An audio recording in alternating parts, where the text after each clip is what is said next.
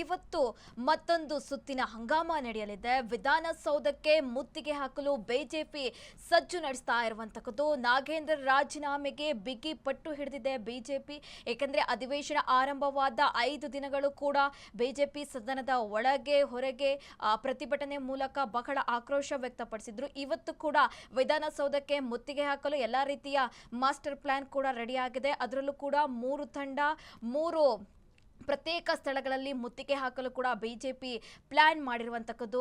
ಸದ್ಯ ಇವತ್ತು ಅದು ಮೇಜರ್ ಸುದ್ದಿ. ಹಾಗೆ ಇವತ್ತು ಇನ್ನೊಂದು ಏನಂದ್ರೆ, ಹಾಗೆ ಬಿಜೆಪಿ ಕಾಂಗ್ರೆಸ್ ಕೂಡ ಕೌಂಟರ್ ಕೊಟ್ಟಿತ್ತು ಈ ವಿಚಾರವಾಗಿ ಪ್ರತಿಭಟನೆ ಮಾಡುವ ಮೂಲಕ.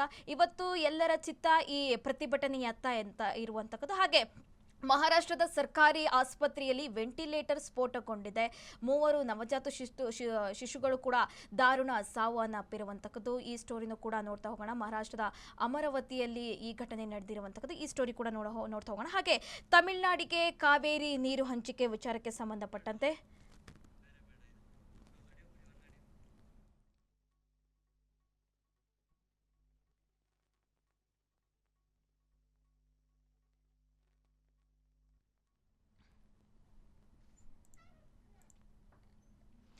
ಮಹಾರಾಷ್ಟ್ರದ ಸರ್ಕಾರಿ ಆಸ್ಪತ್ರೆಯಲ್ಲಿ ವೆಂಟಿಲೇಟರ್ ಸ್ಫೋಟಗೊಂಡಿದೆ. 3 ನವಜಾತ ಶಿಶುಗಳು ದಾರುಣ ಸಾವನ್ನಪ್ಪಿರುವಂತದ್ದು. ಮಹಾರಾಷ್ಟ್ರದ ಅಮರಾವತಿಯ ಸರ್ಕಾರಿ ಆಸ್ಪತ್ರೆಯಲ್ಲಿ ಈ ಘಟನೆ ನಡೆದಿದೆ. ಆಸ್ಪತ್ರೆಯಲ್ಲಿ ಚಿಕಿತ್ಸೆ ಪಡೆಯುತ್ತಿದ್ದ ಹಲವು ಶಿಶುಗಳು ಬೇರೆಡೆ ಸ್ಥಳಾಂತರ ಕೂಡ ಮಾಡಲಾಗಿದೆ. ಘಟನೆ ವೇಳೆ 39 ನವಜಾತ ಶಿಶುಗಳು ಆಸ್ಪತ್ರೆಯಲ್ಲಿ ಚಿಕಿತ್ಸೆ ಪಡಿತಾ ಇದ್ರು. ತೀವ್ರ ಗಾಯ, ಹೊಗೆಯಿಂದ ಉಸಿರುಗಟ್ಟಿ 3 ಶಿಶು ಕೂಡ ಸಾವನ್ನಪ್ಪಿರುವಂತದ್ದು. ಮಹಾರಾಷ್ಟ್ರದ ಸರ್ಕಾರಿ ಆಸ್ಪತ್ರೆಯಲ್ಲಿ ವೆಂಟಿಲೇಟರ್ ಸ್ಫೋಟಗೊಂಡಿದೆ. ಮಹಾರಾಷ್ಟ್ರದ ಅಮರಾವತಿಯ ಸರ್ಕಾರಿ ಆಸ್ಪತ್ರೆಯಲ್ಲಿ ಈ ಘಟನೆಯಾಗಿತ್ತು. ಆಸ್ಪತ್ರೆಯಲ್ಲಿ ಚಿಕಿತ್ಸೆ ಪಡೆಯುತ್ತಿದ್ದ ಹಲವು ಶಿಶುಗಳು ಬೇರೆಡೆ ಸ್ಥಳಾಂತರ ಮಾಡಲಾಗಿದೆ.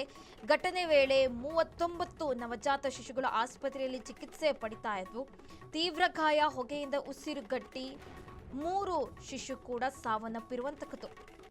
ಮಹಾರಾಷ್ಟ್ರದ ಸರ್ಕಾರಿ ಆಸ್ಪತ್ರೆಯಲ್ಲಿ ವೆಂಟಿಲೇಟರ್ ಸ್ಫೋಟಗೊಂಡಿದೆ.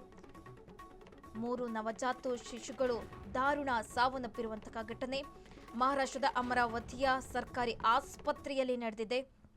ಆಸ್ಪತ್ರೆಯಲ್ಲಿ ಚಿಕಿತ್ಸೆ ಪಡೆಯುತ್ತಿದ್ದ ಹಲವು ಶಿಶುಗಳನ್ನು ಕೂಡ ಬೇರೆಡೆ ಸ್ಥಳಾಂತರ ಮಾಡಲಾಗಿದೆ. ಈ ಘಟನೆ ಆಗುವಂತಹ ಸಂದರ್ಭದಲ್ಲಿ 39 ನವಜಾತ ಶಿಶುಗಳು ಆಸ್ಪತ್ರೆಯಲ್ಲಿ ಚಿಕಿತ್ಸೆ ಪಡಿತಾ ಇದ್ರು. ತೀವ್ರ ಹೊಗೆ, ತೀವ್ರ ಗಾಯ, ಉಸಿರುಗಟ್ಟಿ 3 ಶಿಶು ಕೂಡ ಸಾವನ್ನಪ್ಪಿರುವಂತದ್ದು.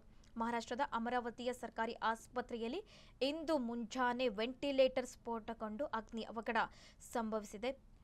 3 ನವಜಾತ ಶಿಶುಗಳು ಕೂಡ ಸಾವನ್ನಪ್ಪಿರುವಂತದ್ದು.